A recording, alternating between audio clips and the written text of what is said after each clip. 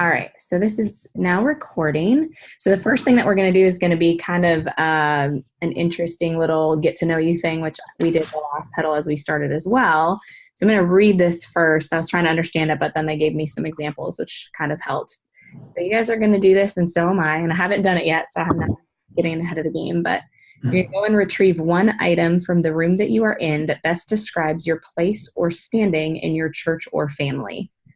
It says you can have fun with it. Don't overthink it. Just have fun.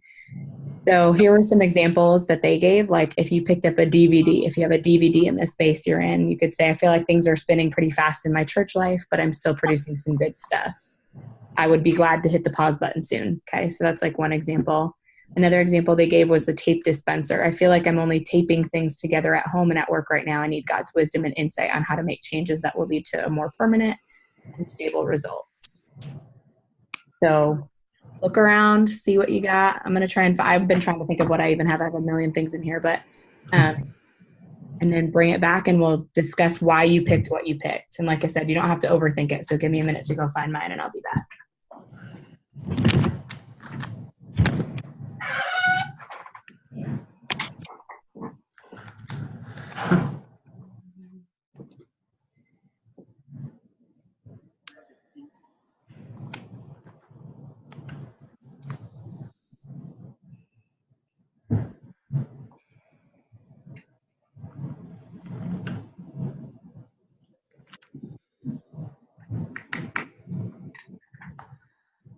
Let's see.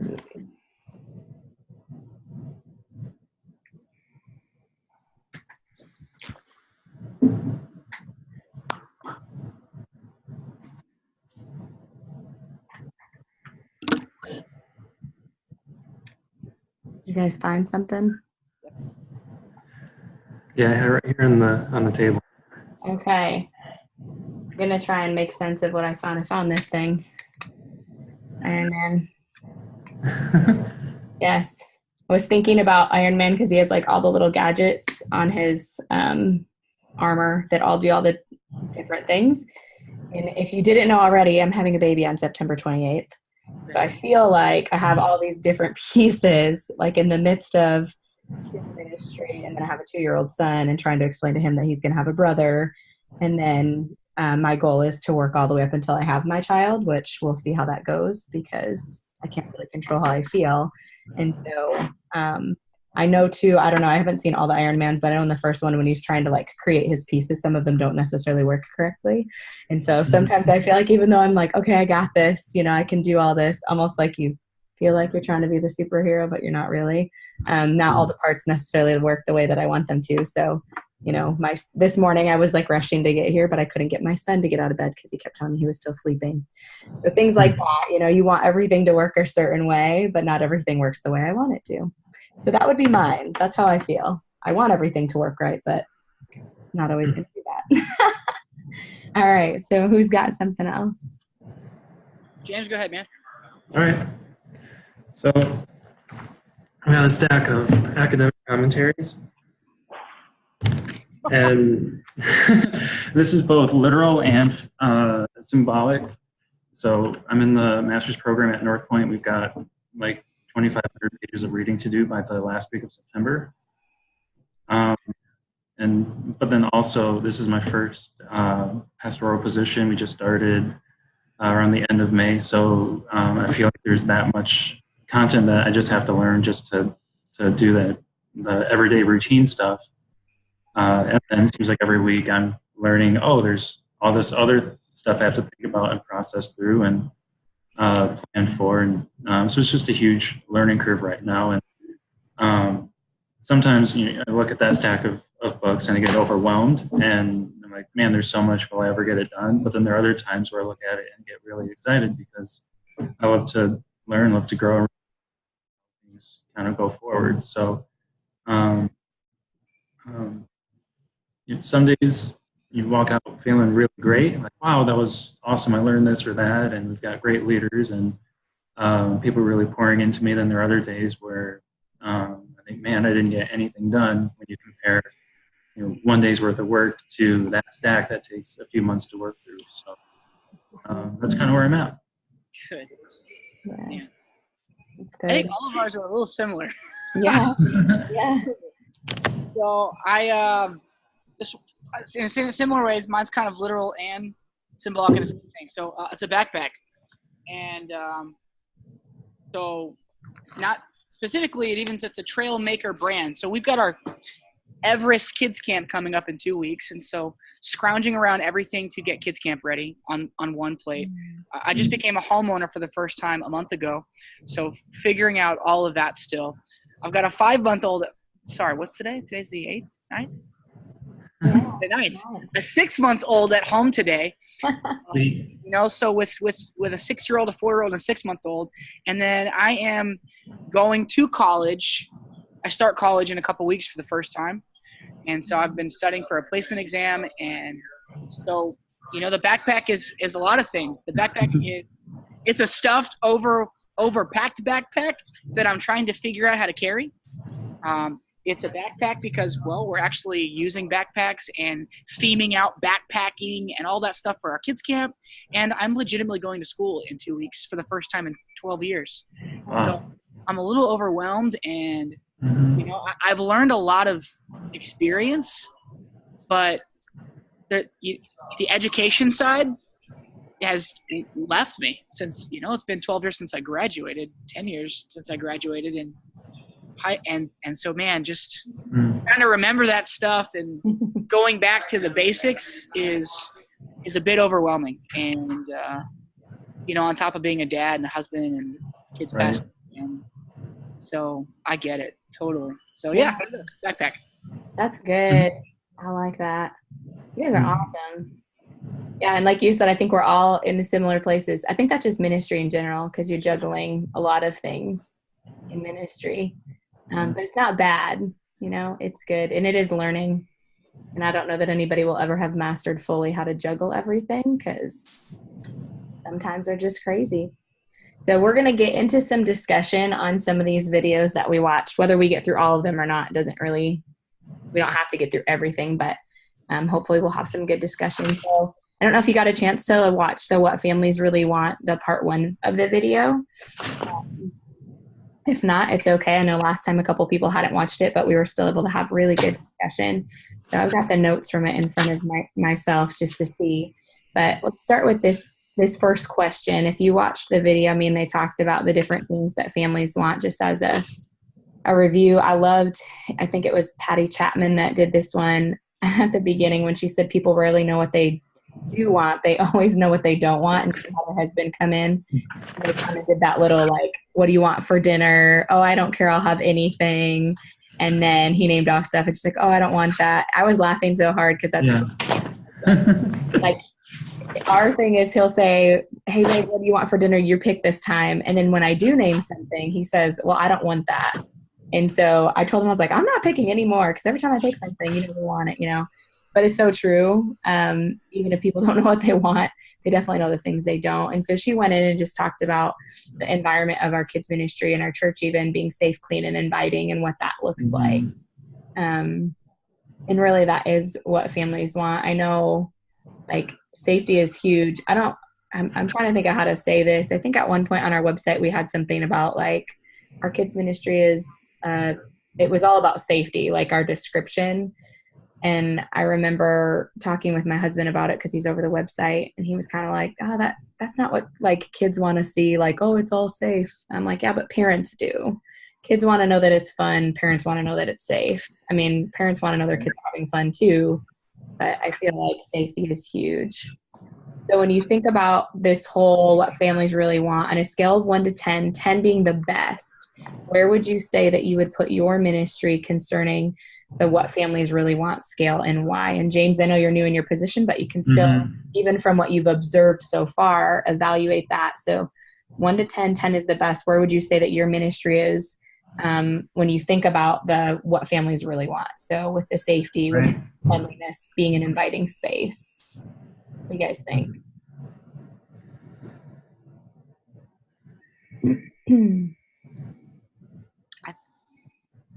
I think I got something. So Yeah. We're pretty big on, I think everyone's probably naturally big on the safety thing. We got a brand new kids facility it was a year old this year. Oh. And a lot of that has been a big plus to the inviting aspect because it's still new to a lot of families. And I mean, we got a lot of things in there that as soon as a kid walks in, is instantly inviting. From the entryway to walking down the hallways, it's got kids written all over it, which is great. So I would put our inviting at like an 8. I think it's, there's always more you can add to it, and you can always make it better.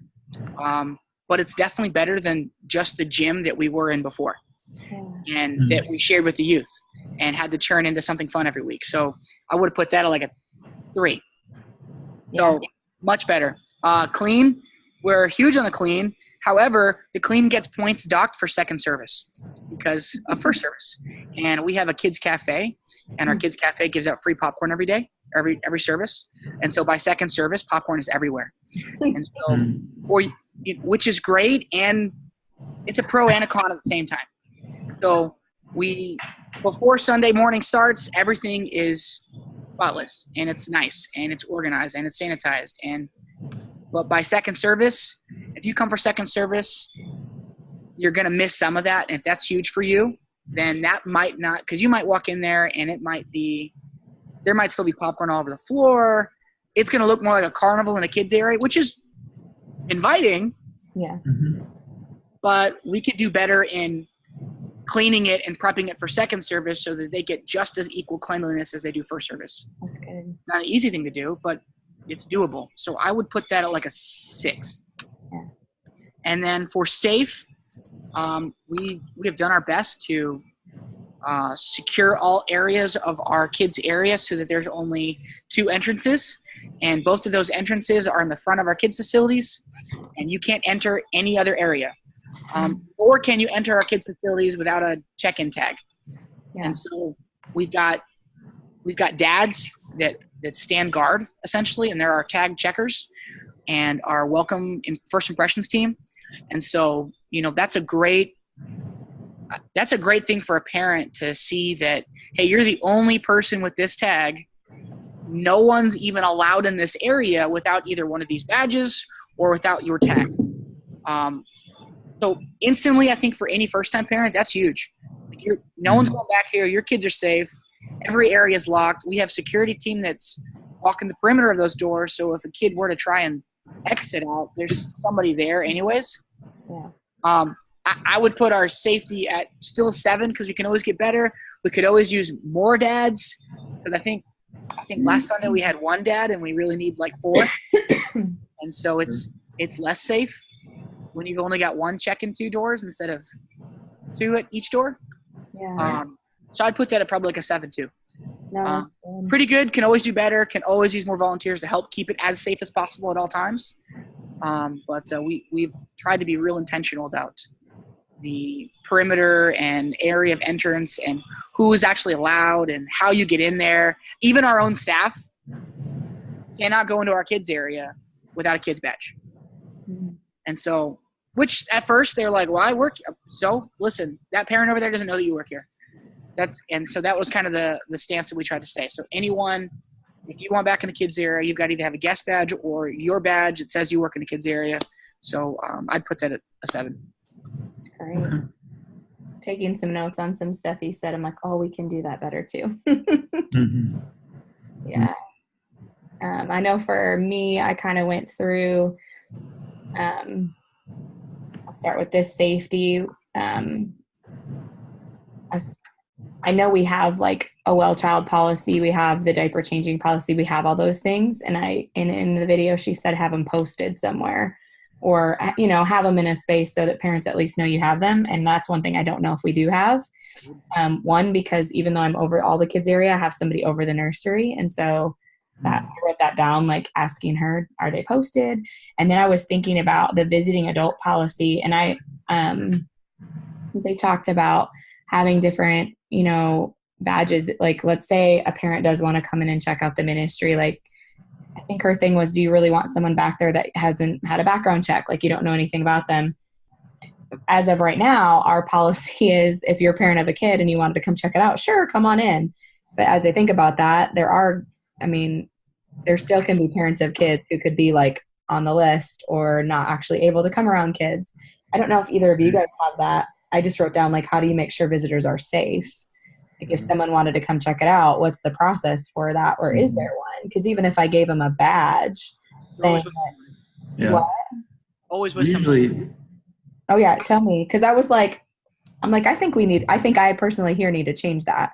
For us, it's been like, oh, you want to come check it out? Come on in. And I watched that video and I was like, oh, I should probably change that. Because I mean, literally that means anybody that could come in, because they said we've had one lady who was like, didn't bring my kids today, but I want to check it out. And so we had her come in.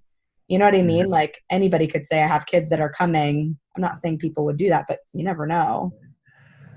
Yeah, the churches we've been a part of would have one of their, whether it's a check-in team or someone from pastoral staff or someone basically escort and the tour of the children's facilities. So they're always under supervision. But then it also helps connect them with somebody in the church, build a relationship, especially if it's a new visitor or somebody who doesn't know, then gives kind of that space for conversation, and they can introduce them to some of the team members or other places that can help. So it does double duty that way by actually having somebody with them through. And that's what they did with us here in Wyandotte when we first came to visit. While we were going through the interview process, we brought our kids back. One of their check-in people walked us back, showed us where the preschool age kids goes. We have a 2-year-old, and then where the nursery was, 'cause at the time we had a 5-month-old, 4-month-old. So that was really someone to walk us through. And before we were at Wyandotte, we attended Grand Rapids first, and they wouldn't let anybody back there. They lost their tag, or we'd have one tag, and I get in a conversation, so my wife would pick up the kids, or the only way I could catch her was either walk around the outside of the building, or one of the security staff had to walk me through, and then my wife would verify, yeah, I'm with her, even though we were both part of the church staff. So that was, for me, really nice to see. And then as we would interview at different churches, that was one of the first things that we always noticed is safety. I guess if we were to rank safety, cleanliness and inviting, safety would be number 1, and then cleanliness and inviting would be a very distant 2 and 3. Just the way we walked into a building. Yeah. It was interesting having Patty raise those questions, like what do they see, and going through interviewing with 5 or 6 different churches for different positions, and just going through that process of walking in as a completely new individual and seeing, are they ready for this, essentially. Yeah, that's good. And there were churches we didn't put our kids in their nursery or whatever, because there isn't a window and the door is shut and there is 0 line of sight. We're just going to keep our kids with us. Yeah. Just going through that just made us extra aware. Yeah, that's good. That's good. I know that safety one for me, I think I ranked that one as about a 6, because I was like, just like I said, with the visiting thing, which is huge for safety. And our church has a security team. And I know, and we have cameras. I was trying to understand, because we had one Sunday where we actually did have someone come to our church that was on the sex offender list, and our security team guy, the guy that's over it, came and told one of my leaders who was in the Army. So of course this guy's like, yeah, and he serves in our ministry. And so they sent him a picture. He came and showed me, he said, hey, this guy just walked in our church, and his facial recognition showed that he's on the list. I was like, I don't even know we had that. Like, we have facial recognition? Like, what?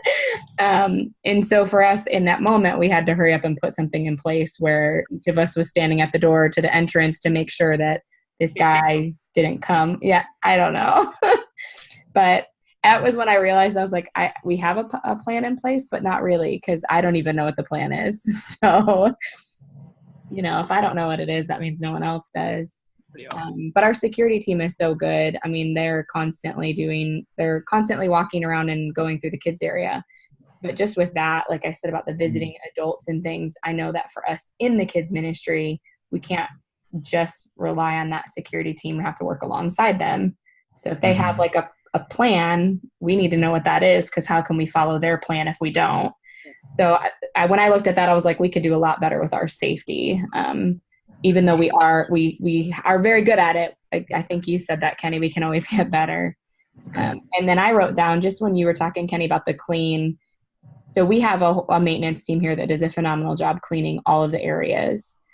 But I wrote down in between services, like who can clean in between. And I have a really good team that serves in the area, in the elementary area, that if we do like a crazy game and it gets like a hot mess, I mean, one of them will run and get a vacuum and vacuum. But I'm even thinking like kids leave candy wrappers, even though I tell them not to, and they're like, it could be a special Sunday where like we just did cookies and the whole back area was just covered with cookie crumbs, and I don't think anybody cleaned that. So things like that, and like, oh, that stuff I don't think about. The first service you're like ready to go, it looks good, but then second service comes in and what are they getting? So I wrote that down, clean between services, like who can I assign? Because people will do it if I ask, or I can do it, but if I don't ask, it's just going to look that way. So even for that, I'd give myself a 7 on that. And then the inviting, our space is really good. We do share our space with the youth group, but before I got here, they did, I don't remember, it was a very expensive redo of the area. So ours is called the Student Center, and it's like super stinking awesome. And the way that it was done was made, it's not super kiddie, but it's not but it can be. And we have like a giant video wall and all this stuff, and I can just pull out pieces to add to our kids' ministry and take them away. So that, and then our preschool and our nursery have their own space, and those are really nice. But right now I'm actually, with this inviting, I'm in the process of, I want to redo our like preschool hallway, because it was a mural that someone painted and it looks amazing, but it's been up there for probably over 10 years or 15 or however many, I don't even remember. It's been up for a long time. And if you walk, you can see that parts of the painting are like chipped off, or like, you know what I mean? There's like holes and this, that, and it's a mural. So you can't just be like, oh, I'll just fix it, unless you were the one that actually created it. So right now that's what we're trying to do, is how do we change that so that it is inviting, so that when they come down, it's not, I can see all these big giant gaps in the wall where there's no picture anymore or whatever. So those are the things I kind of checked through as I was looking. And I love what they were saying about like avoid the obvious. She was talking about like carpet. If carpet's messed up and you can't fix it, put a rug over it. Cause I was like, oh yeah. Sometimes we look and we're like, we can't afford to do that, but there's always something we can do. Or even the paint. I know the church I was at before here, I went into one of the kids' rooms, in the wall in the room was like this weird grayish, brownish color. And I was like, well, that's not really like kitty. So I painted it this bright lime green, which I had a bunch of parents were like, that is like really bright. But the kids loved it, And like she said, paint's not like super, super expensive, but you could take paint and paint a wall and it can change the atmosphere of an entire area just because you painted. And so I just thought those were really, really good, instead of sitting and saying, I can't do that because I can't afford it or whatever. There is stuff that we can do. Right. Let's see. Okay. For us here, go through the kind of the safe, clean, invite. Safe, I'd probably say a 3 or a 4.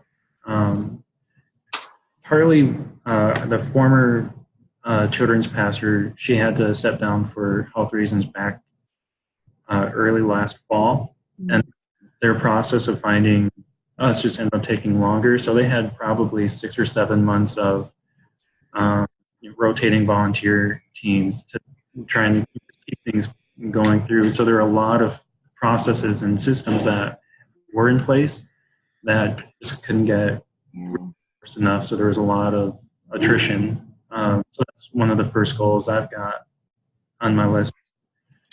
In the next few months, to really kind of bring those back into play. We use Fellowship One for check-in, so all the kids have a sticker, but we'll have, because we're a small enough church, everybody knows everybody still. Kind of got into the habit where kids would check themselves in and we'd have no idea which parent brought them. So then when they came for pickup, sometimes the parents didn't always have the tags, or the kids would, we have two doors, and they kind of around a little bit of a wall, I guess. There's a third door that is an exit-only door, so we can't lock it, and kids will sometimes pop out there at the end before parents come to pick them up. So then we're like, where's our kid? Yep. And then we got maybe a year or so ago, they got new doors going in, but they didn't order the ones with locks, so we can't actually lock our kids' space. So there are times where we'll be all done, everything's cleaned up, and we're in the connection area to build relationships with people in the church, and we'll have kids go back to the kids area where there's no supervision, or for our main auditorium where we have our adult services, they only have curtains instead of doors that can close. Go in there, and sometimes they wind up in the sound booth or different. So we're trying to reinforce with parents, like, as you're connecting with people, it's for families to connect, not just you, and letting your kids kind of run around. And for volunteers, because everybody kind of knows everybody. And I actually had a conversation with a parent of one of our teen helpers this morning. She was like, why do we're looking at getting T-shirts for everybody so they can be easily identifiable for anyone who walks in, so like a bright green or just something that you wouldn't normally wear and would stand out. And her daughter was saying, well, why would I need that? Everybody already knows me. And we already have lanyards and stuff. And the thing is that when Amanda and I visited here, and we walked back into the children's area, and I canvassed around, and I was like, I have no idea who the leaders are. Yeah. Who's supposed to be back here, or who's just a parent dropping kids off, or and in Rapids First, everybody had bright blue, bright green, like highlighter yellow shirts where from 100 feet away you could tell, okay, they've got 3 adults for that group of children. And, so those are things that we've got in process. We're kind of checking budget numbers and stuff before we go into too many changes, but we're aware of a lot of those things. That's why safety, I'd probably put 3 or 4. Cleanliness, I'd say 7 or an 8. Our team members do a great job cleaning all of their spaces at the end, and we do it at the end of each gathering. So we have a 9 o'clock, and so we'll do our small groups for the kids first, and then when they come into the large group, those small group leaders will wipe down their tables, disinfect, pick up anything from the floor while we're in large groups, so that way everything's ready for the next group that comes in. And then for our preschool and our nursery, they spray down all the toys and clean up all that stuff as parents are picking up. So we've constantly got the thing happening. For invitation, I'd probably say a 5 or a 6. Partly the hallway that leads, so as you enter our church, we've got kind of the welcome area, and then our auditorium is there, and then you've got kind of a dark hallway going along the side of it, because it used to be like a theater group or something. And it's not the best lit hallway. And then when you get to the entry, it's interesting. A door, and then kind of a closet, and then a door on the other side, instead of just like 2 double doors, making more of an open entry. And then because of some of the processes we're still adjusting, that can kind of bottleneck. So just the wait time that families sometimes have in checking their kids in. Yeah. I noticed that can, even though it's not anything visual, just the experience can be less inviting. So we're looking at how do we streamline that and make that more efficient. That's good. And then we do have some spaces where the carpet's old, or things like that we can kind of think through and work through a little bit better in that way. So, well, that's good. Mm-hmm. So I would say this. I know we talked about this and kind of went through and we got to share in each of our spaces. I know it can be overwhelming, at least for me, if you're looking at all three things and saying, oh my gosh, these are all the things I have to change. So I guess for this, look at the three categories and don't pick one out of every category, but pick one thing. Maybe something that you shared where you said, hey, we could get better at this. One thing that you are going to decide, this is the thing that I'm going to make better, or this is what I want to work on. And what would be your plan to implement that? So, like I wrote down, again, Kenny, you had talked about that cleanliness between services. So I have positions in my classrooms. And so then I wrote what position can do this? What position can go and look under chairs and pick up stuff or sweep or whatever. So that for me is one thing I want to work on to make sure that there's cleanliness there. You know, what do you guys think? What's like one thing, a practical, like, hey, I know I could do this. And, you know, I know we probably want to work on all of them, but once you get one and that one's done, then you can move to the next, you know what I mean? And kind of knock out some of these things. So you could say, oh, safety, we're for sure a 9, or we're a 10 or whatever. What do you guys think? What's one that you would want to? I would say for us, it would be just continuing on our safety aspect. The clean thing for us is going to be somewhere to figure out. It's going to be super difficult in our cafe area because at the same time parents are coming, kids are getting popcorn and eating it there. And so the only time we really have to clean that is when that has dispersed and kids have gone into their classes, and now we're cleaning this mess. But by that time, it's already 15, 20 minutes into service, and then we can clean it, which is great for when they come back to pick up their kid and the room's nice and clean again. But the in-between, man, I don't know if that's going to be the hurdle that I want to face right now. Yeah. Because there's so many more pieces. It's almost like getting rid of popcorn, and I don't know if that's the answer. No. Hey, look, popcorn. And then, so I would say it would be the safety feature. It's important for us to have those people in place at the doors that we need, that are checking tags and keeping people and children safe. But that also does two things. Not only does it keep parents safe, it's also a great first interaction. Yeah. A smiling dad or a parent who's never been there and sees that you've got leaders all over the place that. And in fact, James, we do have bright green shirts and bright blue shirts that say volunteer on them. So we do that exact same thing, and people know because we've got colorful badges on, and you'd be on one side of the lobby, you know exactly who works in the kids area based off of what they're wearing. No question about it. Right. For the summer, we did gold shirts just for our summer stuff, so then everyone was wearing these gold shirts. So that part, absolutely, James, it does a big difference.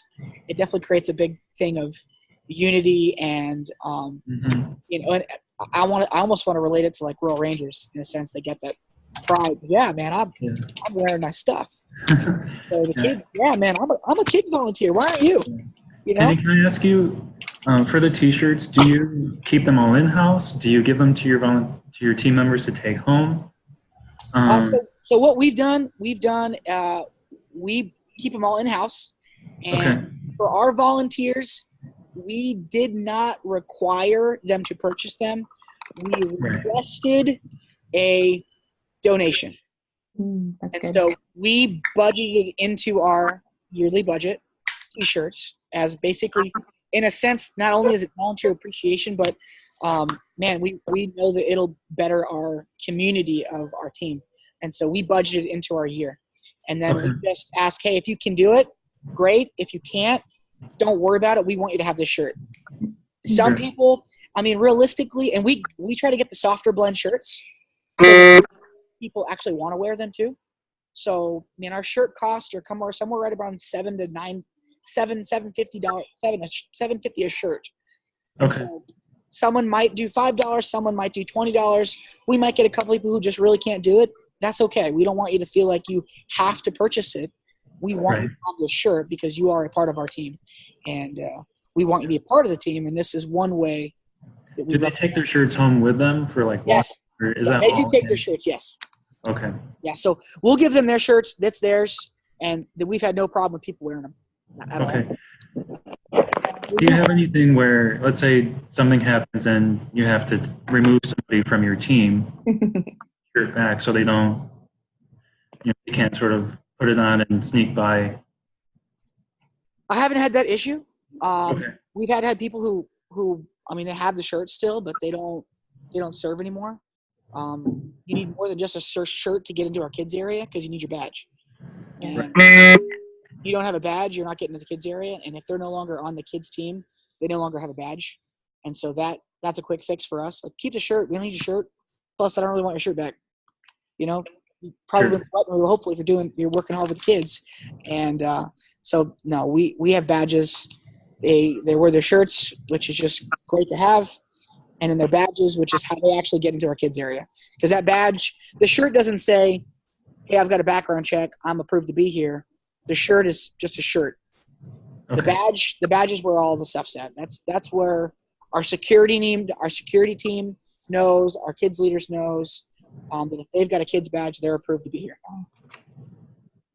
Yeah, James, we do t-shirts here as well. And we keep ours here.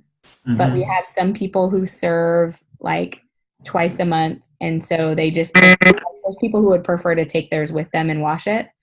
And so they take them. But we have like a whole shelving that, has all the shirts. And we have different colors that tell kind of what their position is, where they're serving.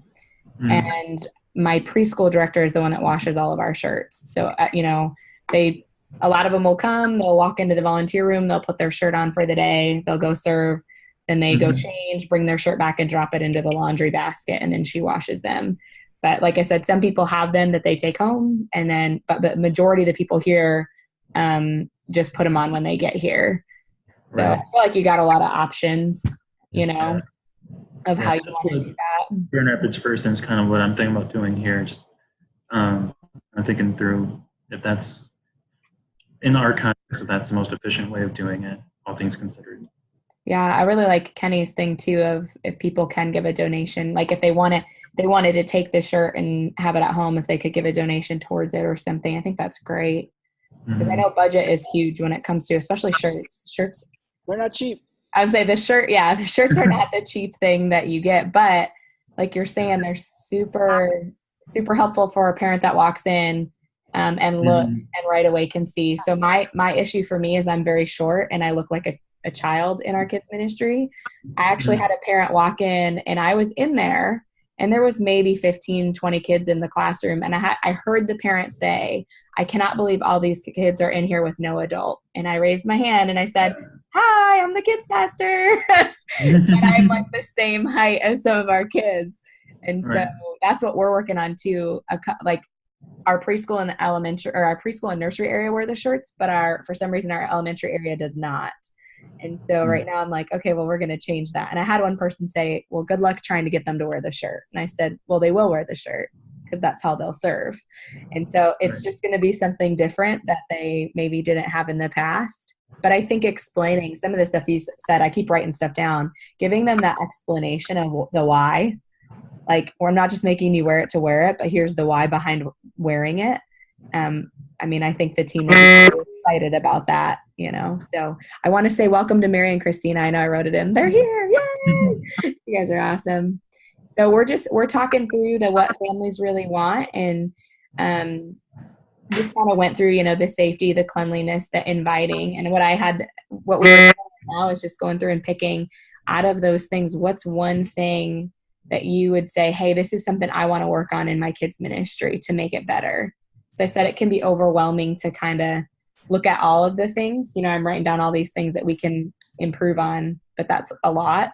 But if you just picked one thing and said, this is a practical thing that I can actually do. If you guys want to chime in and come up with something too, they were saying like the t-shirts and different things. Anybody have anything else that you would say, I could implement this is how?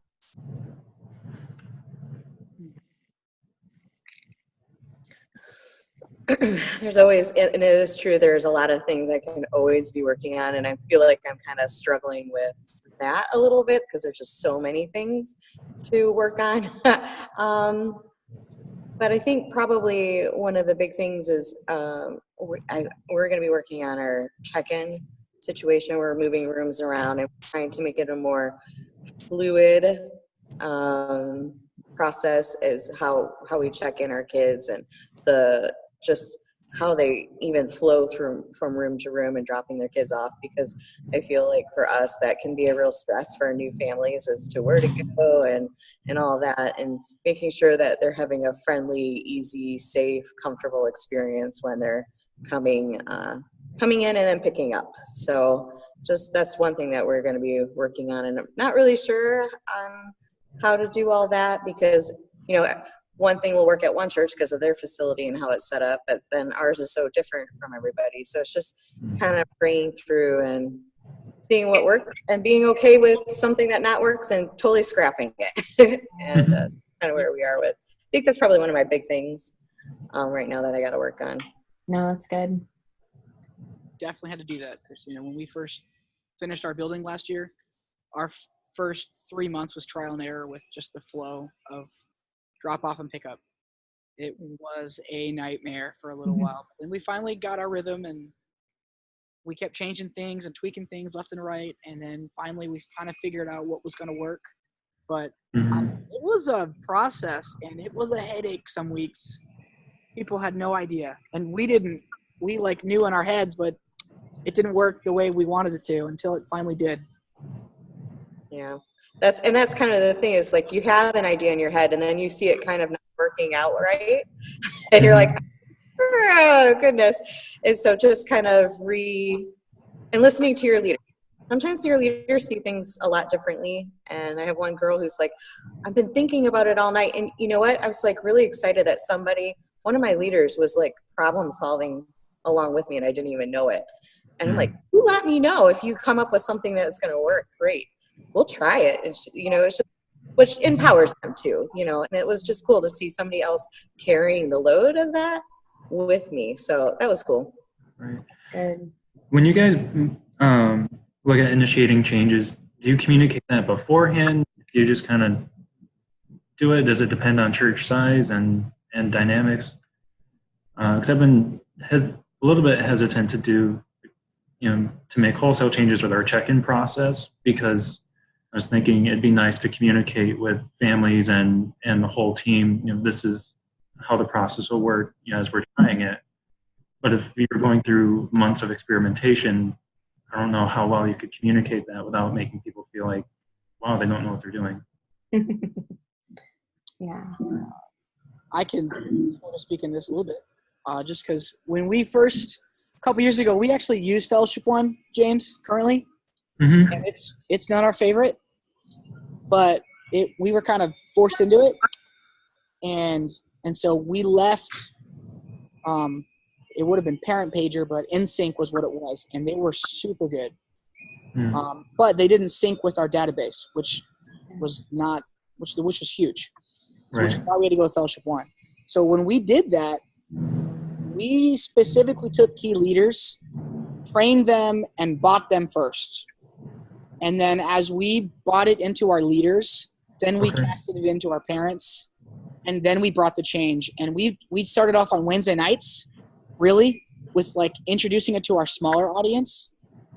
And then as more and more people did it, we launched it full wide. And it was a few month process, but it eased. And that's what they recommended we do at that time too, was kind of roll it out in little pieces. They used the phrase, take one bite at a time. And so we just first with our leaders, hey, this is where we're going. We want to cast that vision to them. Here's why we're doing this. One, we want to make sure we're all in the same team as a church. We're not just the kids department. We're a whole church, and it's all got to communicate effectively. So that was why. And then here's what it will look like for a parent. The tag. So we went through all the processes, created a card process that made it simple for the parents so that it wasn't a headache for them. In fact, we took, and for us, we're a larger church, but we took a lot of our weekly regulars. And so we use cards that they can scan for Fellowship One. And we mailed them their cards before check-in even had launched.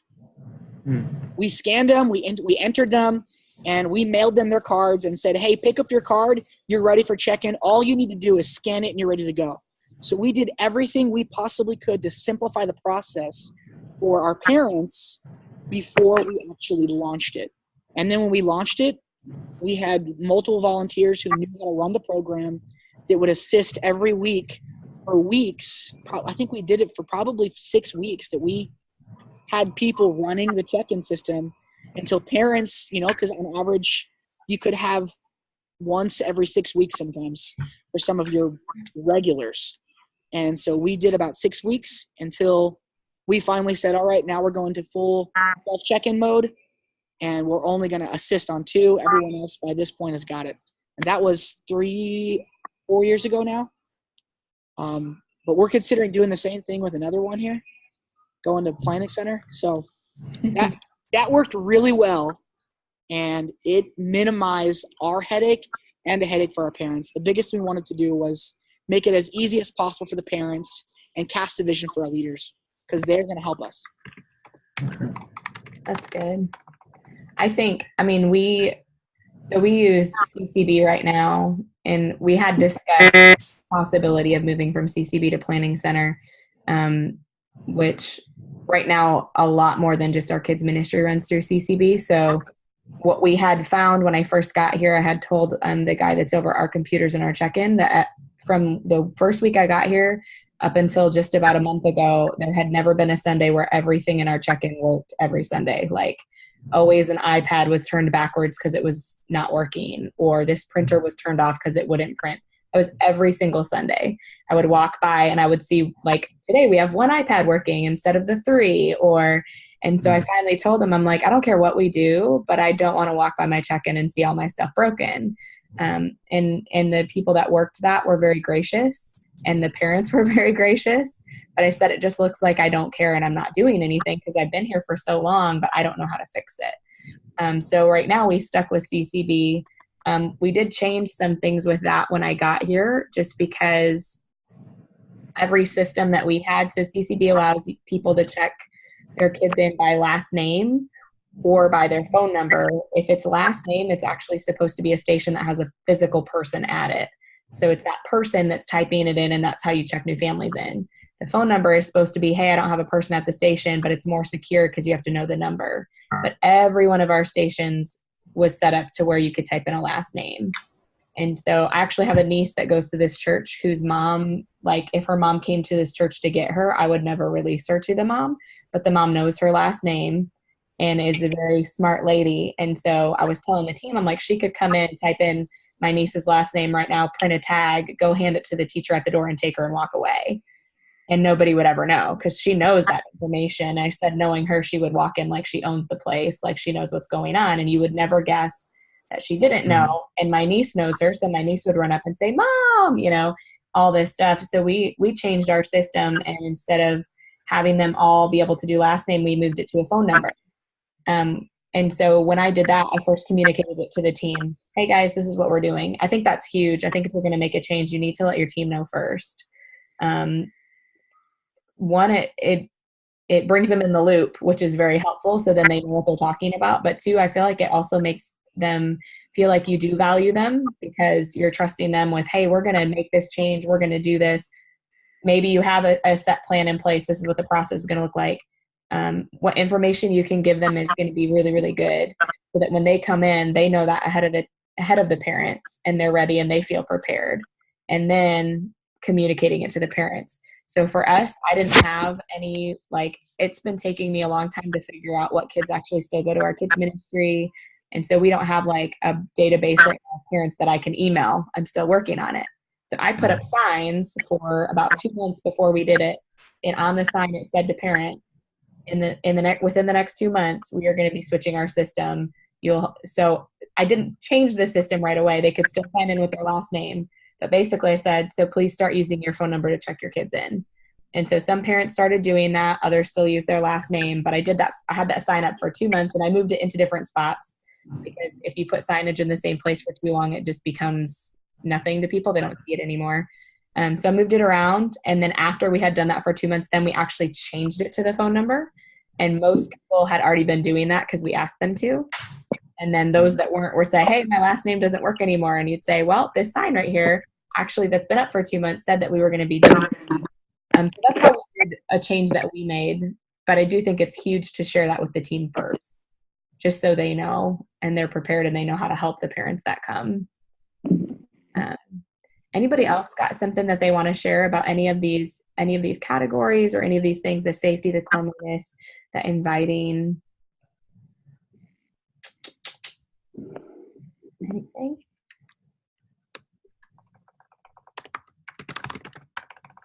No? All right, we'll move on to our next.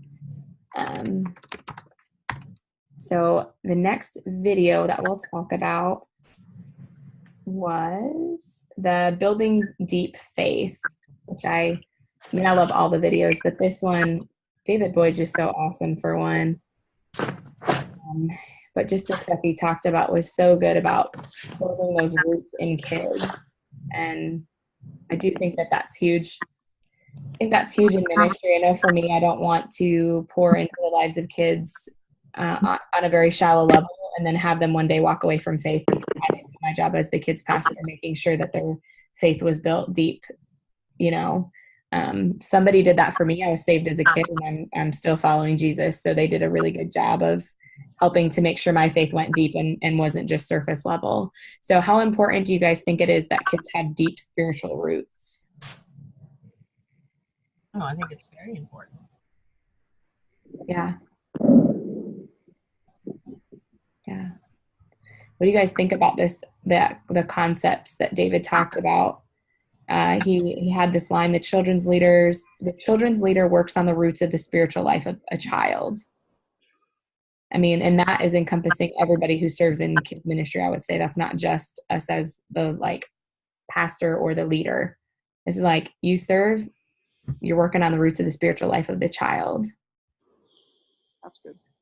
Yeah, it reminded me of the stats that probably shared in one of the very first Hydrate videos of the child's spiritual identity starts to form at age 2, and by age 9 they have their kind of self-concept spiritualization.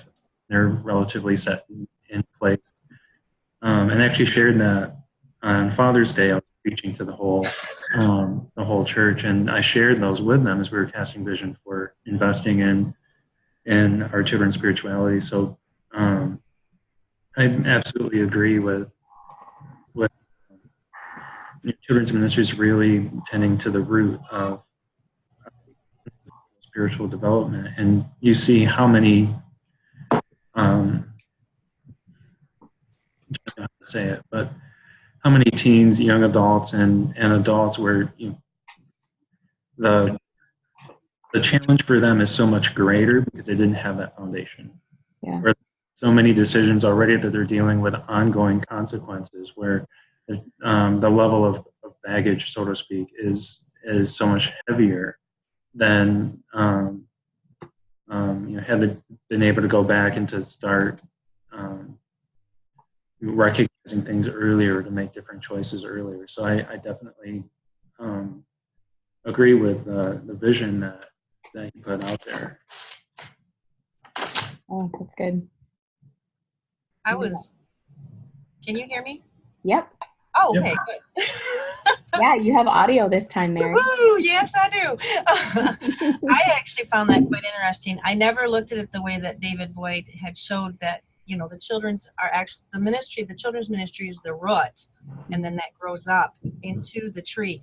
And I shared that with my husband because he wasn't at the meeting, and it really makes you think we are those roots. We've really got to get them started, and then it's up to everyone else to keep them growing and keep them producing fruit. So I really thought that was really good. Yeah. Absolutely. Any other thoughts on that?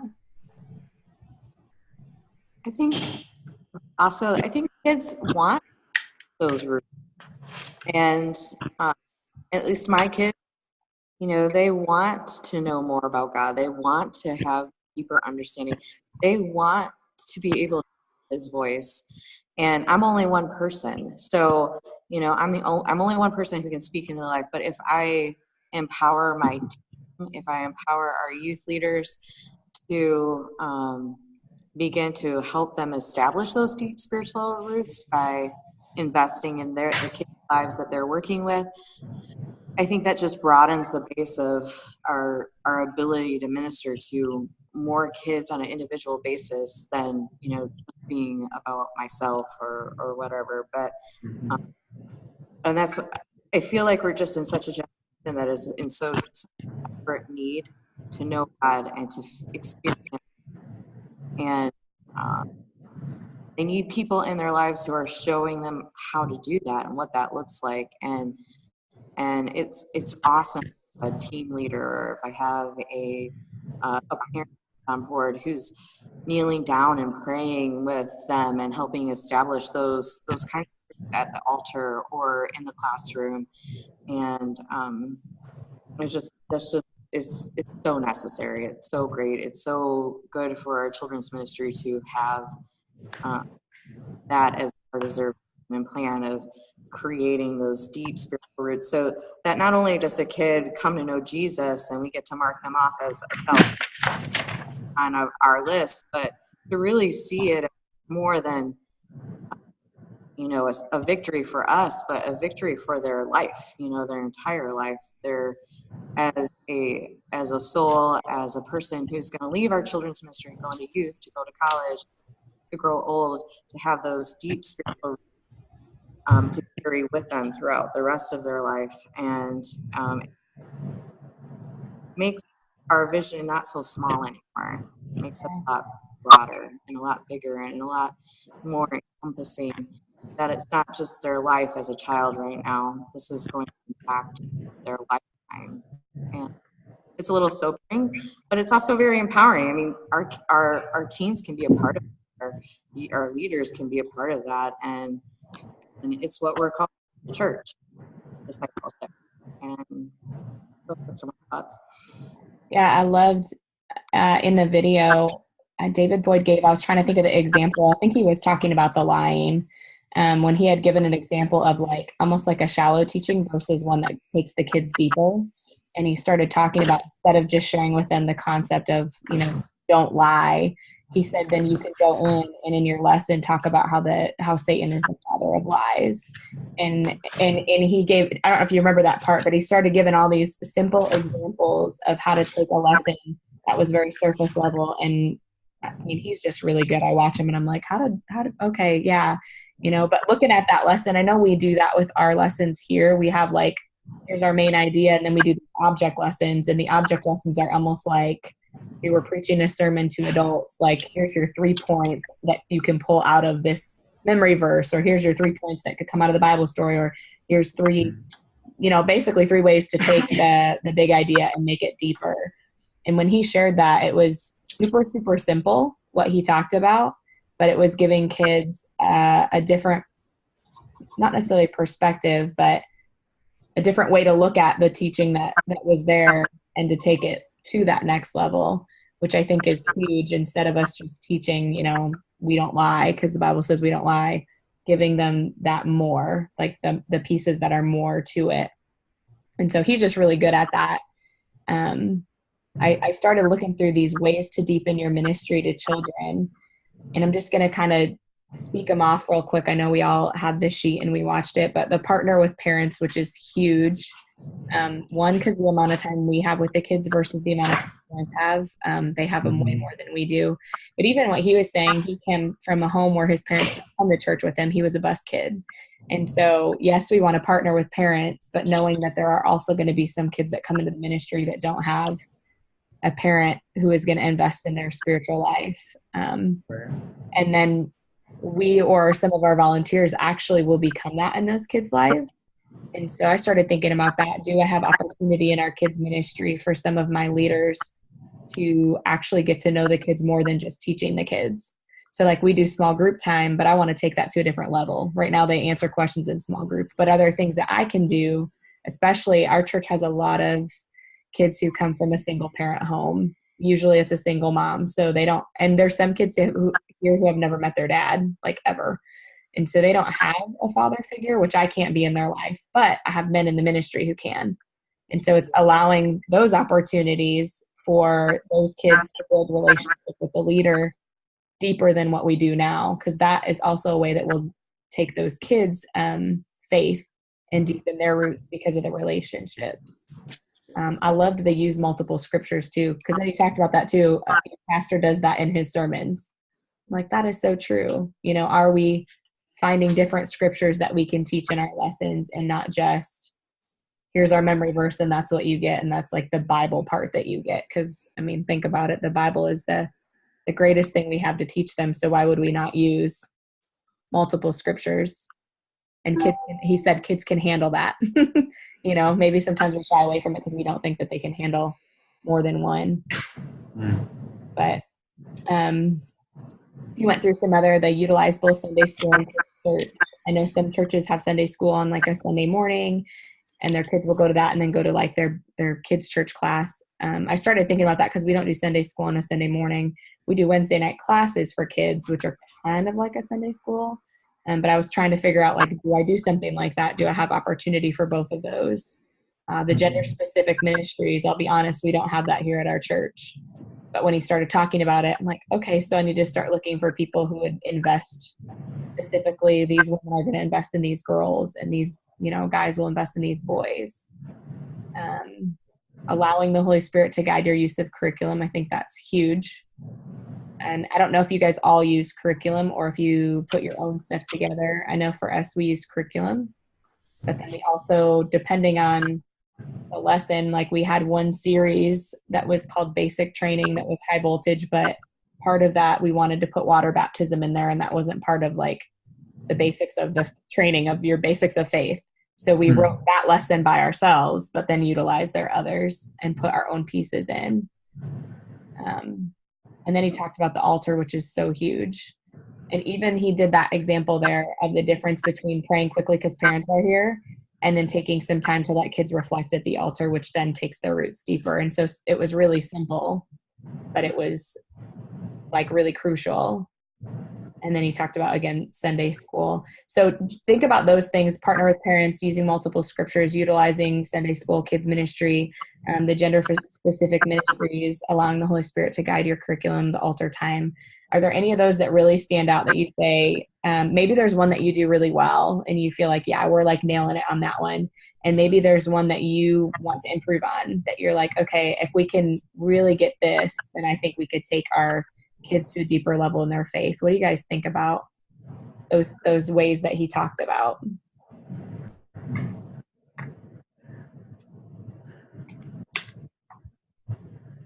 One thing we do, just because no one else is speaking up, I'll speak up.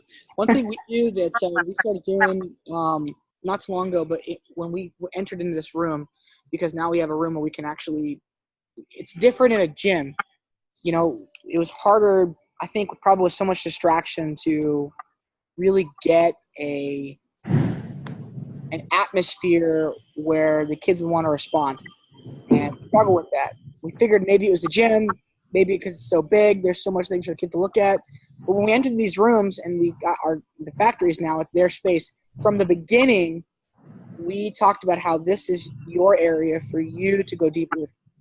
So every time at worship, during our worship song, we ask our leaders to come forward, and we have our leaders there at the front ready to pray with kids during our worship song. And so it's one thing that we always do, because we close out our services with our small groups instead of opening with our small groups. So because we wanted to get the small groups, and we also wanted to make time for other areas that we wanted to do. And so it's easier for a parent to walk in if a child's in a small group than if they're doing something different for us. And so the two things we do for deeper are during our worship experience is every week it's a chance for them to respond at the altar during worship. Hey, don't know what's going on with your week, guys. I don't know how your week's going. I don't know what kind of friends you've been praying for this week. But right now we've got leaders that are here to pray with you because we love you, because God loves you, and we know God's plan for you, and we want you to know God's plan for you. And so every week, that is always there. And every week, it's a different kid. Every week, sometimes it's a leader.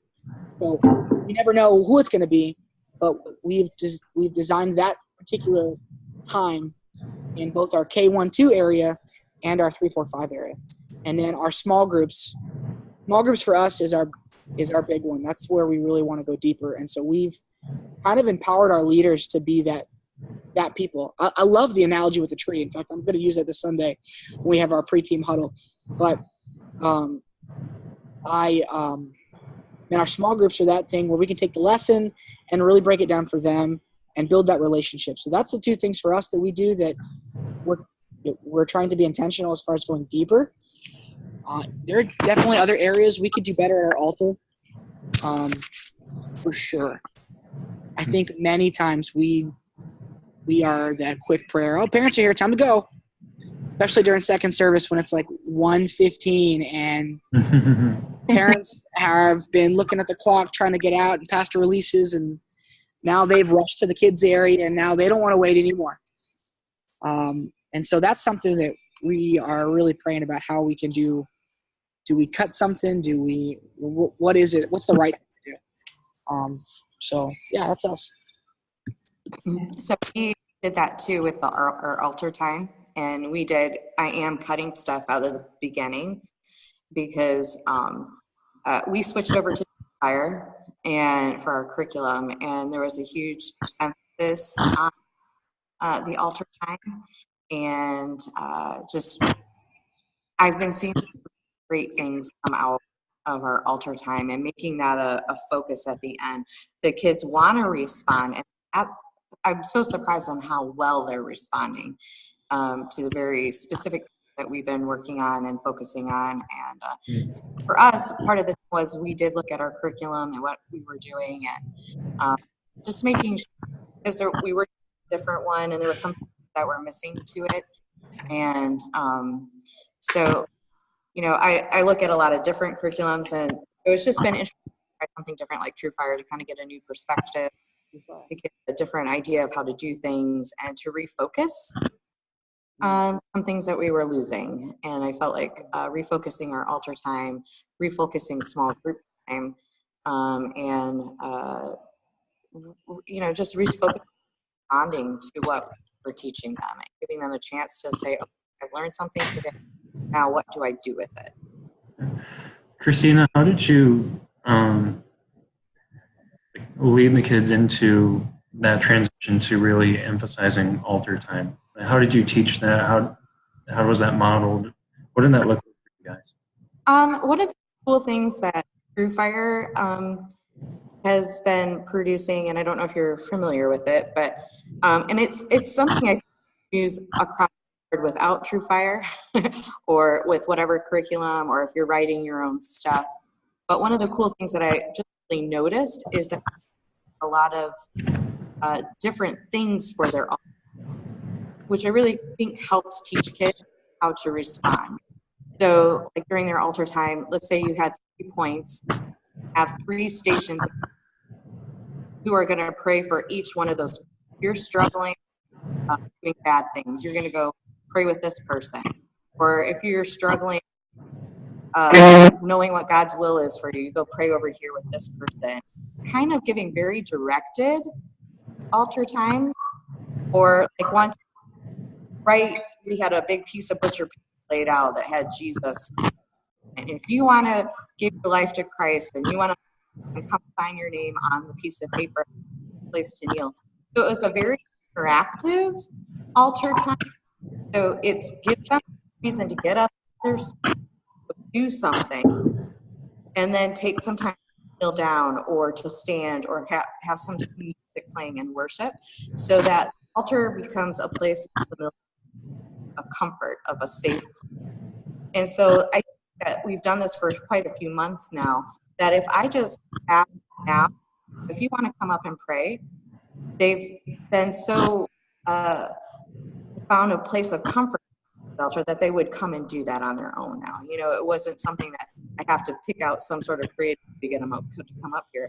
I think sometimes we teach our kids how to worship, them how to learn how about the Bible. We also need to teach them how to experience, because they're kids, they don't know, they don't have experience there.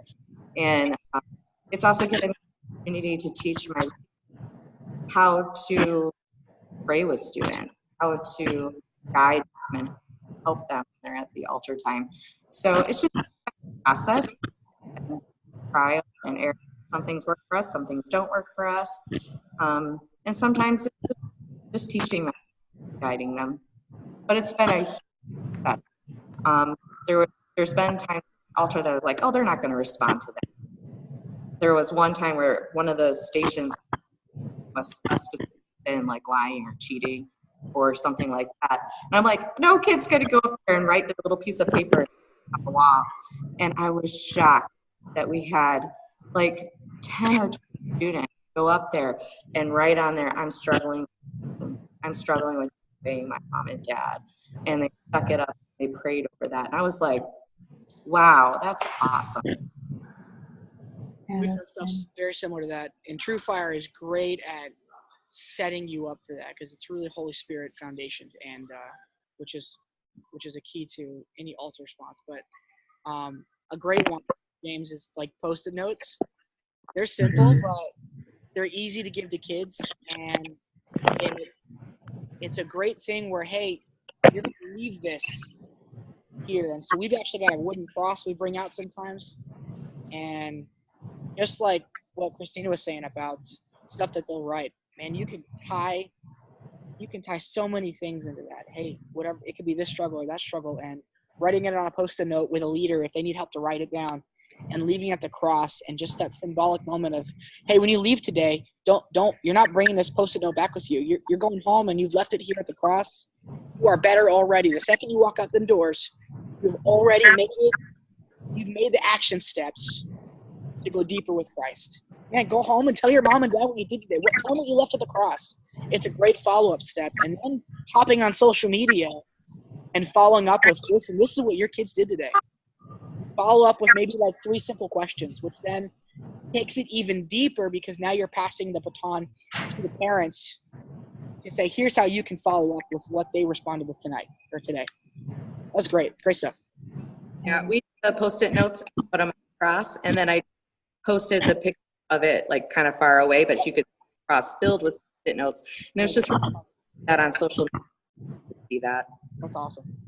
Yeah. We've done the Post-it notes before too, and we've also used a garbage can, and we let the kids write, what's going on in their life, or if they have trouble lying or cheating or that. We have them write it on a piece of paper, and we have them wad it up, and they throw it in the garbage. It's in the garbage. That's where it stays. We've done that. We've done the Post-it notes. I wanted to touch on the altar time. I know that, Kenny, you said something about, the parents are impatient, and sometimes, they've been there. We're a small church. We have one service. If we're having an altar time and that Holy Spirit is moving, we really discourage our parents to stand back and let God move. I mean, if God is moving in the big church, the kids have to wait. Kids are just as important as the adults are. And so if our parents, we just kindly say, can you just wait? And sometimes it helps if a parent sees what a child is doing at the altar and they're praying and they're just giving their heart to the Lord. A parent needs to see that. They need to see my child is touching God. So I just kind of wanted to throw that in there. We take our altar time very seriously, and we really discourage our parents to be in a rush. One year happened many years ago when we were doing a kids camp. The Lord was moving, the Holy Spirit was moving, and the speaker that they had in the adult service said, well, we want to pray for your families. Well, all of a sudden, all these parents are running in, grabbing their kids off the altars to take them over to the adult church. And, that to me was like, wait a minute. This is important for these kids. They need to touch Christ. They need the Lord to touch their hearts. So I just wanted to mention that. I just think it's very important, that the kids have their time and their space. I'd love to explore ways, Holy Spirit's moving, kids are at the altar or whatever, logistically that looks like, where families come and they're actually invited to pray alongside with, just like we would have our leader or pastoral staff or prayer team, kind of pray with at an adult altar. Why not empower parents and families to come and to lay a hand on the shoulder. I know security, there can be some logistic things everyone would have to think through in their own spaces, but if we really want to empower families at home, say, this is the type of experience you can have at the dinner table. I mean, it seems like that time within the children's context would be a great way to help bridge that, where, this is sacred space and family is sacred space. And so instead of pulling your kids out, welcome them in. Is there a way that we could do that? I have done that. In fact, I think I've actually done a testimony with True Fire on that. I had another person doing the big God story, which is what True Fire calls it, which was totally a God thing, because then it allowed me, if I'm on stage, sometimes we miss it, or we want it to go a certain way because we're running it. Mm-hmm. But I got to sit back and watch somebody else do that, and the parents were lined up, and just like that, they're ready to go. They're impatient, and I simply, in the best words I knew how, invited them to be a part of what their kids were doing. I just simply told them, hey, here's our lesson. Here's what your kids heard, and here's what they're about to respond to. If you are interested, would you please join your child and respond to the cross? It was awesome. To date, in my 12 years of children's ministry that I'm doing it, it is one of my top 3 favorite moments of all. Seeing moms and dads hugging their children in the kids area, crying at the cross, and all because I stepped back and allowed the Holy Spirit's prompting to do what I felt the Holy Spirit wanted to do. I had no idea how the parents were going to respond. Those that didn't want to respond, because they're just not there, and that's okay, just stood back and waited. And that's what I asked. Hey, if your kid's responding and you don't feel comfortable, that's okay. Don't worry about it. But most are like, absolutely, I want to be with my kid. Man, there's some that were and the dads were, it was awesome. Absolutely, man, if the Holy Spirit's doing that, allow it.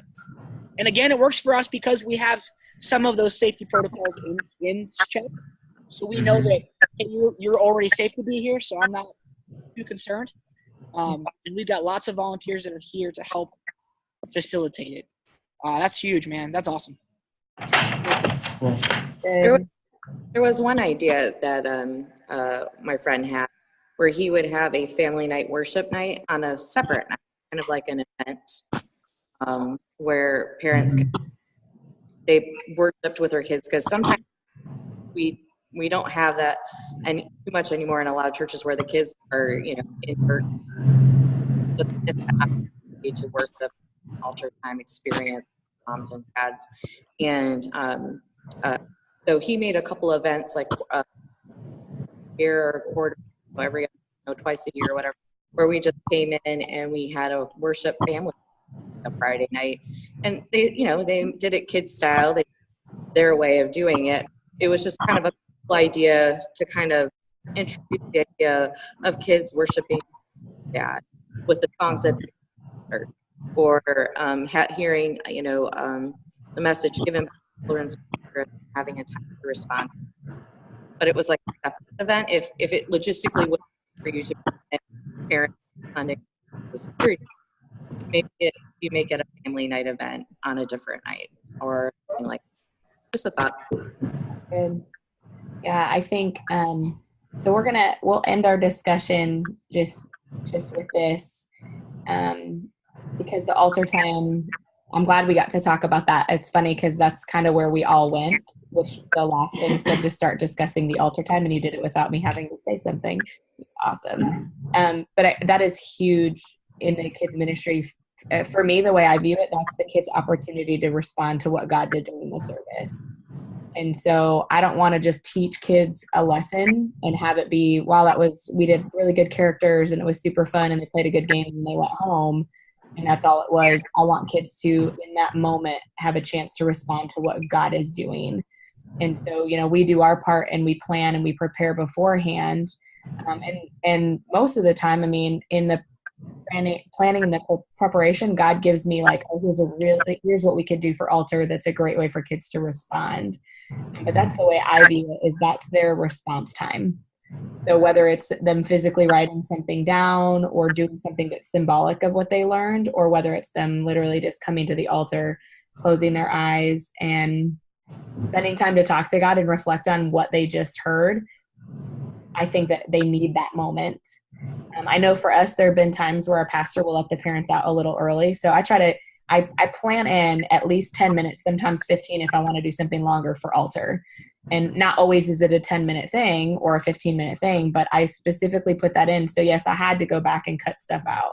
But I just asked myself, is it more important for them to play this game, or is it more important for them to experience God at the altar? Or is it more important that I have a bazillion announcements today? Is there a different way I could get those announcements out? Because kids aren't going to remember that half of those anyway, you know, and they can't do anything about your announcements. So just kind of looking and asking myself what's important while the altar is. And I almost schedule some of my services backwards, you know, like we do an altar at the end. That's how we finish out our service, so they can respond to everything that God's done. I did write down, Kenny, that you do small groups at the end, because I'm like, man, it would be cool to do altar and then end out with small groups, because then the kids could actually talk to their leader about what they experienced at the altar. You know, I'm like, that's kind of a cool concept, but it gives them that opportunity, and they need that. They need that moment where they can feel the presence of God, be with God. That to me is where God becomes real to them, and where their faith is solidified. Because I mean, we've had a lot of kids, and I'll have them ask God a question, and then I'll say, okay, well, we're just going to listen. And raise your hand if you feel like you heard God say something. And more times than not, most of the kids will raise their hand. God said something or spoke something to them at the altar. And those are things that, you know, people can fight God's word. People can fight with us about even our teaching that we give to kids, and even kids when we're trying to teach them how to stand up for their faith. The one thing that no one can ever fight with is your testimony and the experiences that you have with God. You know, if God heals someone at the altar, there's nobody that can tell that kid God didn't heal you, because they experienced it. Or if God spoke something to them at the altar, there's no one that can come and say, well, God didn't say that, because they heard it. You know what I mean? Those are the moments where it becomes real. And so I think that's important. Just want to encourage you guys, if you don't have altar time, figure out how to fit it in, or figure out how to fit stuff in around it, because allowing the Holy Spirit and God to move is more important than us standing up and talking to the kids. You know what I mean? Them having that moment. So yeah, you guys are awesome. I know Cole just got on. We're finishing, Cole. We just got on and we're like, bye. No. So it was recorded, and I will send it out. One thing I want to do is I want to look for a date now for the end of this month, so we can go over the August stuff, and that way I can send an email out with what we talked about. I may even put some questions. There was a couple of questions we didn't get to that are really good, so I might put those in the email or even on the Hydrate page if I can figure out. I still can't figure out how to post my own stuff. I'm working on it, but that way we can even have some discussion there. But if you have a calendar ready, I have 4 different dates. They're Tuesdays and Thursdays. Those are the days that work for me, but I just want to throw them out and see if you guys have any one of these days that either doesn't work or one that works well. I want to do something towards the end of this month. So either I've got August 21st, which is a Tuesday, or the 23rd is that Thursday of that week. Or we could go to the final week of this month and do either the 28th or the 30th. Anybody have any thoughts on those for the next Hydrate Huddle that we can get together? Tuesdays are a big meeting day, so we have staff meeting in the morning around 11, and then one-on-ones all afternoon. So Thursdays are the best. Okay. Anybody have thoughts on those? The 23rd is that Next Generation Leadership Conference. Well, I know I am not going to be available for that. That is on 23rd too. What does the 30th look like? That would be almost the last day of the month, which is good because it spreads out these 2 huddles a lot. It looks good to me. I'm good too. I'm good with the Tuesday staff too. Yeah, that's why I figured a lot of people did staff meeting at the beginning of the week. Let's do that. I'll throw that out there, and we'll do, so you can put that on your calendar. August 30th. This is 10 a.m. good for everybody. I feel like I picked that time just because that's what worked for me, but I can do any time on a Thursday. Has that been working well? Do we need to change the time? What do you guys think? Time's good. Okay. I'm good. So I'll send that out. I'll send out the recorded video and an email to you guys as well as people who weren't able to make it on.